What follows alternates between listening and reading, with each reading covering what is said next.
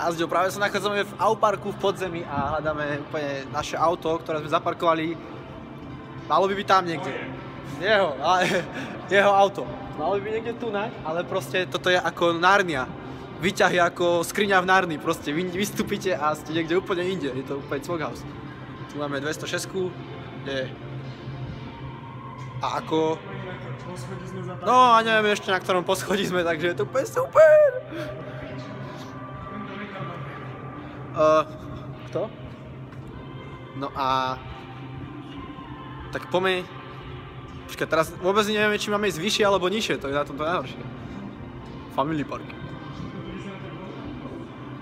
Toto je úplne... Je to tu prázdne a naše parkovisko bolo úplne plné, ale... Počkaj, tam sa dá ísť hore! Aha, tam sa dá ísť hore! Takže som zvedavý. Nemôžeme nejaké auto radšej zobrať? Fuck it! Toto ako ja 213, takže asi hore budeme musieť ísť. Asi hore. Piplo. Hore. Tam, hore. No, tak tunak nebude naše auto, tak ide, jeho. Tak ideme pešo asi, alebo vlakom. Inak už som si konečne dneska kúpil sklo, stálo ma 30 € a nalepil mi ho tak, že mi tam ostala bublinka. To že pekne ďakujem, akože. A to kde sme teraz? What the fuck? No sme stratení, takže super. Počkaj, tunak, toto vyzerá, že by sme mali byť tunak, akože. Bá, tu to bolo niekde, stavím sa. Všade sú vektory. Vektora za vektor. Vektora. Hľadáme zelenú vektru, ale je to úplne akože... To Invisible Mission. A to... Ozaj ti ho neukradli? Lebo vidím tu všetko len vektru.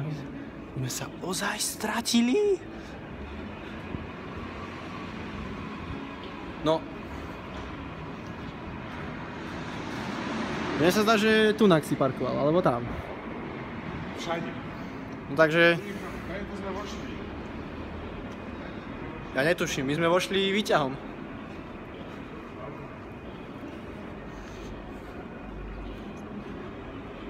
My sme vošli výťahom. Aha, tam to bude. My sme to konečne našli. Toto parkoviska to je hrozné, lebo vždycky som sa stratil a v Miráži, teraz sme v Žiline inak, v Miráži to je ešte horšie, lebo tam sú tak blbo lepšie. No neviem, podľa mňa to je horšie, ale tak... Nie. I love you, I'm fighting you, To si tu už mal? Čo? Toto. Hej.